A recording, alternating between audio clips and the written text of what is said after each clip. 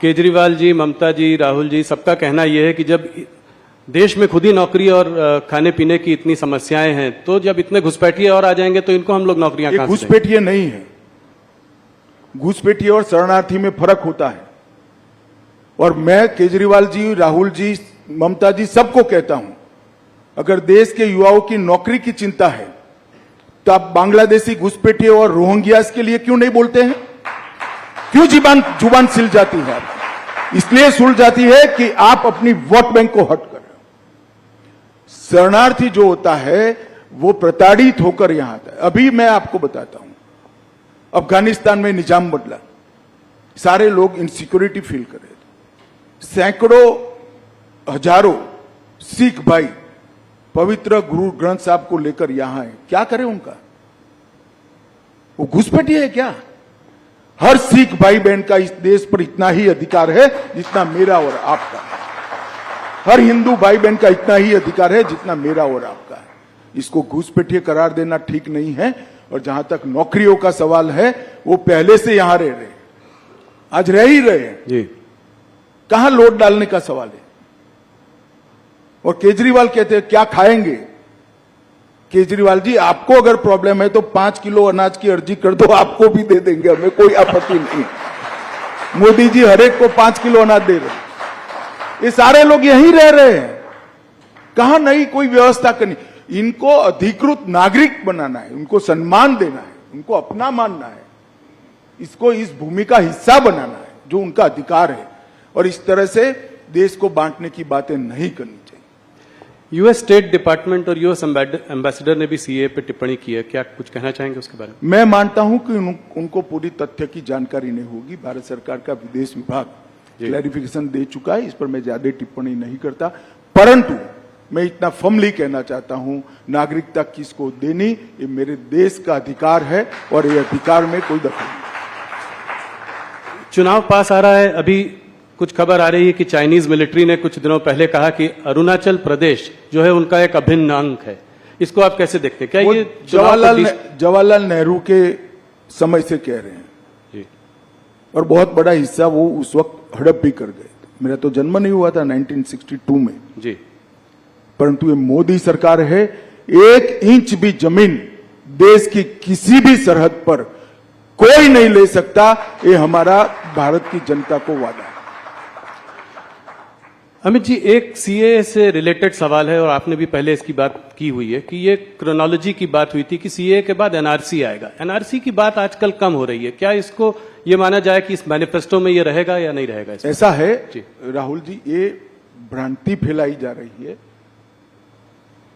NRC Congress के वक्त आया हुआ कंसेप्ट है। एनआरपी चिदंबरम साहब जब गृह मंत्री थे तब गवर्नमेंट कंटिन्यूअस प्रोसेस होती है, हमने इसको आगे बढ़ाया।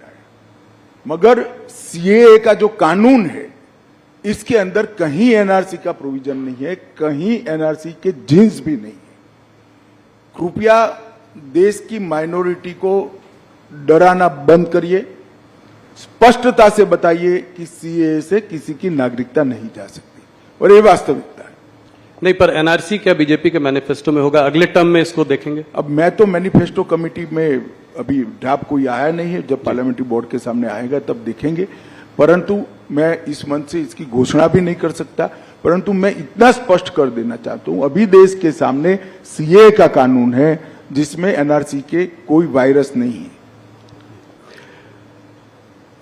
क्या कहते हैं, इस पिछले आपका जो 5 साल का कार्यकाल रहा उसमें आप लोगों ने बहुत बड़े काम किए। 370 अभी सीएए की हम लोग बात कर रहे थे, एक यूनिफॉर्म सिविल कोड की भी बात हुई है और इसको आपने जो है उत्तराखंड के गवर्नमेंट के उसके माध्यम से शुरुआत भी की है।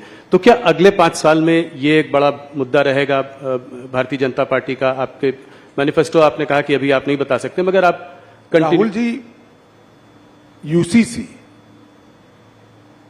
लोकभोग्य भाषा में कॉमन सिविल कोड, ये आज से हमारा मुद्दा नहीं है जी, 1950 से हमारा मुद्दा है। इसके लिए मेरी पार्टी ने आंदोलन किया है, जनसंघ था तब से करा है और हम इससे हट नहीं सकते हैं। हम मानते हैं कि पंथ निरपेक्ष देश में सभी के लिए एक कानून होना चाहिए, इसमें किसी से कोई मतभेद, और हम इस बात को जनता के सामने मुखरता के साथ रखेंगे। उत्तराखंड सरकार यूसीसी लेकर आई है और इस यूसीसी पर इसकी अब सोशल, लीगल, जुडिशियल सभी प्रकार की स्क्रूटिनी होगी और उसके बाद में कोई एक कॉमन मत भी बनेगा देश का। परंतु यूसीसी भारतीय जनता पार्टी का देश की जनता को वादा है। हिंदू हो, मुस्लिम हो, सिख हो, ईसाई हो, बौद्ध हो, ये सभी ने एक कानून से जीना चाहिए।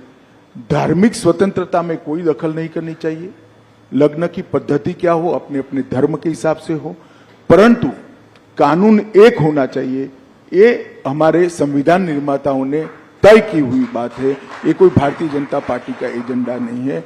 हमने यूसीसी को हमारे गाइडिंग प्रिंसिपल्स में एक्सेप्ट किया था, जिसको अंबेडकर जी, सरदार पटेल, जवाहरलाल जी, राजेंद्र बाबू सबने स्वीकारा था। ये सारे कांग्रेस के नेता थे जी, और सबने स्वीकारा था कि उचित समय पर देश के विधानमंडल और देश की संसद इस देश के अंदर यूनिफॉर्म सिविल कोड लेकर आएगी।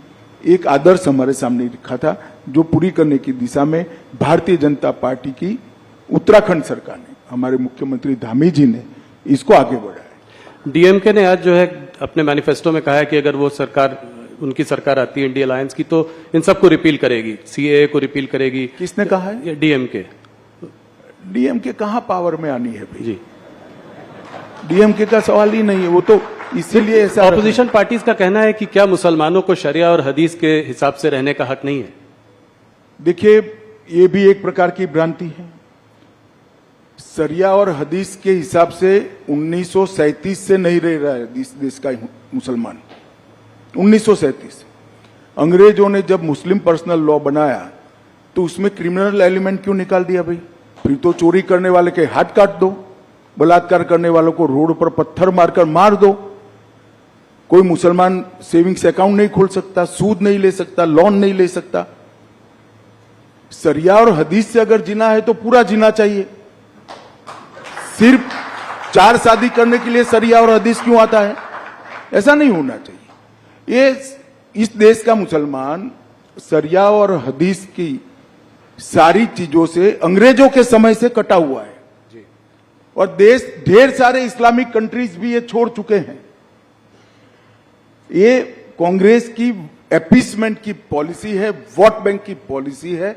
इस देश के माइनॉरिटी इससे बाहर आए, और ये सालों से नहीं है, आज से नहीं है, ऐसा नहीं है, सालों से नहीं है।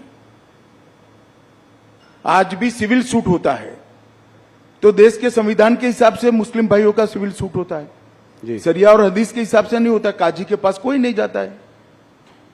तो क्या वो सब राहुल जी लागू करना चाहते हैं? चोरी करने वाले के हाथ काट दो, बलात्कार करने वालों को पत्थर मारकर मार दो, देश का जो द्रोह करेगा उसको फांसी पर, चौराहे पर लटकाओ, ये सारा लाना है क्या?